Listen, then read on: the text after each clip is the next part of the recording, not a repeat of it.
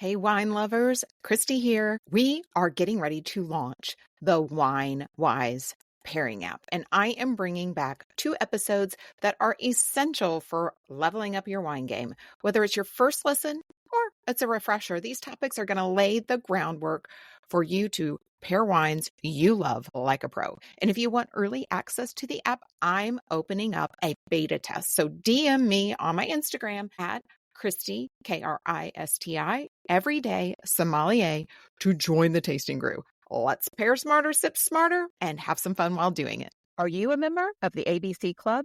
Anything but Chardonnay? Totally understand. You try one that's right and it's crisp and it's citrusy and it's your very favorite and perfect bottle of wine for that picnic. Or if you want to call it sunshine in a bottle, you're right there.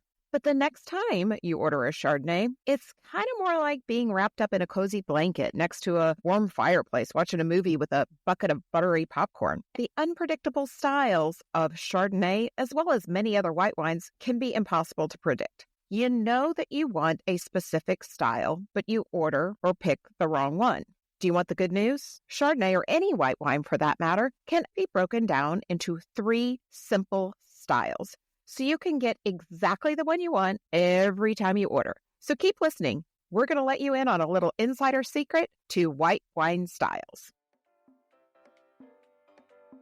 Welcome to Everyday Sommelier, where we make learning about wine approachable, fun, and something you can actually enjoy. I'm your host, Kristi Mayfield.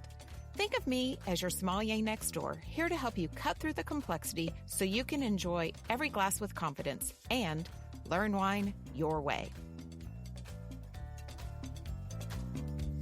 In our house, I'm the wine picker. I make about 90% of the purchasing decisions in order to keep us fully stocked on our favorite wines. Well, let's be fair, there's probably a few more of my favorites in the house than there are my husband's. While we share a lot of favorite styles, he is truly the self-proclaimed, I do not like Chardonnay guy. Now, while he thinks he's a full-fledged member of the ABC Club, it's actually the big, buttery, oaky, high-alcohol Chardonnays that he's just not a fan of. But not all Chardonnay is made in this style. So one of my favorite things to do is cook up a great meal, pop the cork on a cool climate, bright, fresh, crisp, sunshine in a bottle Chardonnay, and serve him a glass. And inevitably, as we're eating dinner, he's like, hey, I really love this wine. What are we drinking? And of course, with my sweetest smile and my most polite voice, I tell him, honey, it's a Chardonnay. So what style of white wine drinker are you?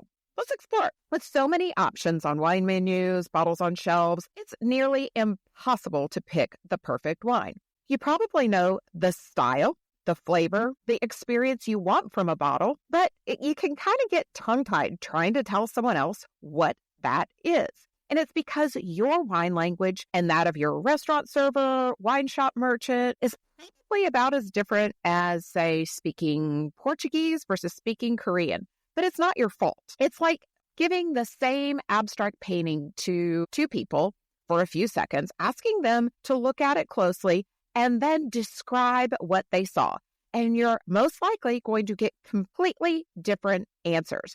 But if you gave those same 2 people a picture with a car, a train, an apple, a bear, and asked them to tell you what they saw in that image, they're going to give you the same answer because they're speaking the same language. Now, wine is totally subjective. Everybody smells differently. Everybody tastes differently. So your language around wine is bound to be different than the next person. What can you do about it? Simplify and create a common language. When it comes to learning anything, simplification is your friend. When we go through school, we teach ourselves memorization tricks to pass our exams or read things multiple times in order to burn it into our memories. And we can use these same tips and tricks to help us along our wine journey. Now, as a wine educator, I find simplifying or categorizing wine concepts into 3s can help you and other students learn without really being overwhelming. And we can apply that same principle to categorizing white wine into styles. Of course, 3 to be exact. And while this may seem oversimplified, it works, and it gives you a common language you can use in any wine situation.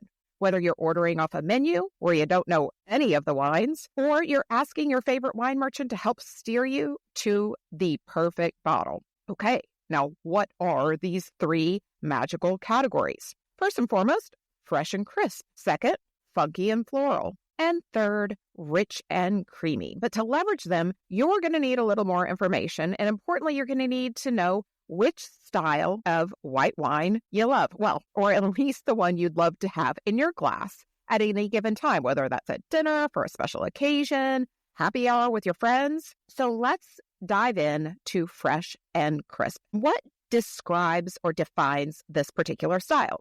So we can describe these wines as light and bright and zippy and fresh and dry, top spunky, all of those types of terms. But when you sip a fresh and crisp white wine, your mouth is going to tingle and it's going to start to salivate because it has super bright and high acidity.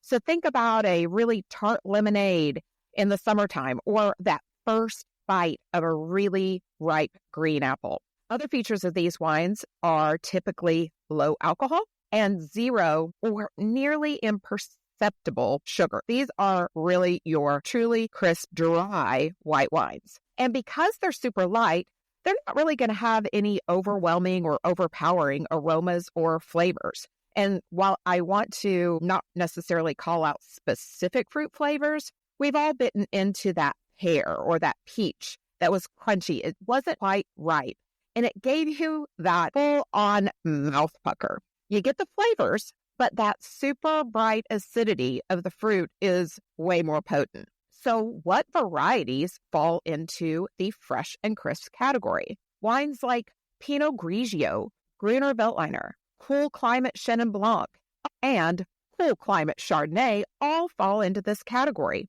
Plus others like Picpoul de Pinet from France and Melon de Bourgogne, many, many others. But my fair warning is this: these wines are super easy sippers or porch pounders. So don't let that easy drinking nature get you into trouble because you drank too much or the whole bottle.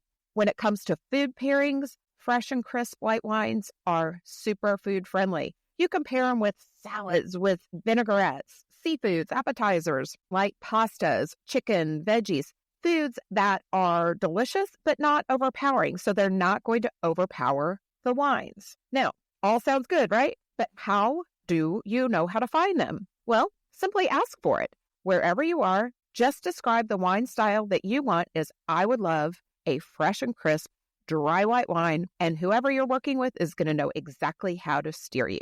So let's move on to funky and floral. You're now an expert on fresh and crisp, but if you want something a little more complex, a little more layered, maybe spicy with some florals and potpourri notes, even a little herbaceousness, things that are probably a little more difficult to pinpoint and describe, these are funky and floral wine styles. So to describe these or define these, I know you're thinking, wait, you just mentioned potpourri, you just mentioned florals, but really, hear me out here. In wine, funky has often been associated with wines that might be a little bit off or potentially even a little faulty, and that is not what we are describing here.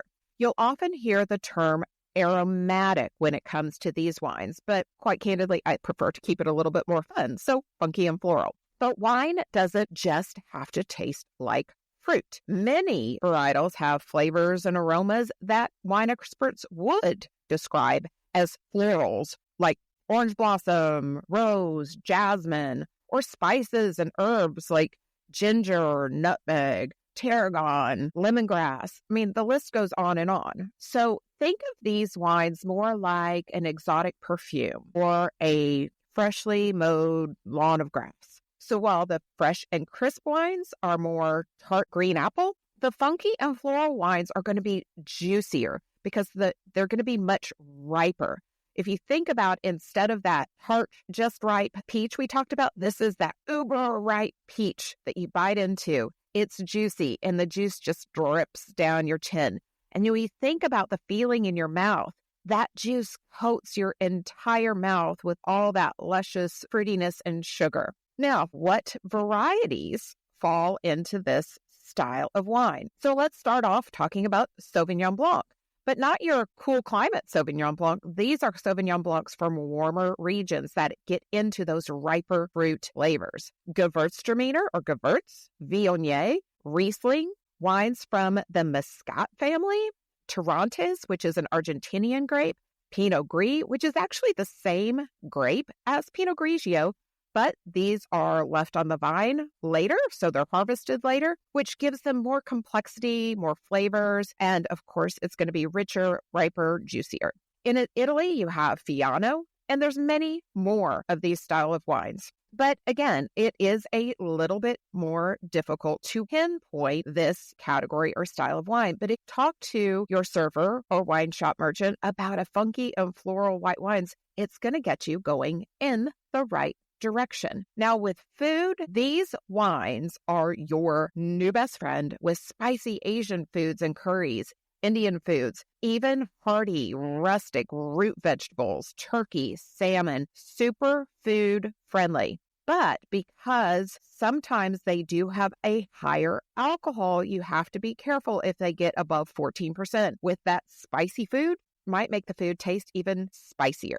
So let's move on to rich and creamy, the third style of white wine, which often is the result of winemaking techniques or decisions that the winemaker makes in order to influence the overall style of the wine and flavors and aromas. Let's define that. These wines are often oak fermented or oak aged, and this will create flavors and aromas of baking spices, vanillas, nutmegs, cinnamon, clove, even coconuts and caramels, because the interaction of the oak will not only impart these flavors, it also creates a more complex and more full mouthfeel in the wines. Now, oak is not what makes these style of wines buttery. This is caused by a conversion of really tart, again, think of that green apple. It's a malic acid, and it's converted into these creamy, buttery lactic acids. You think about lactic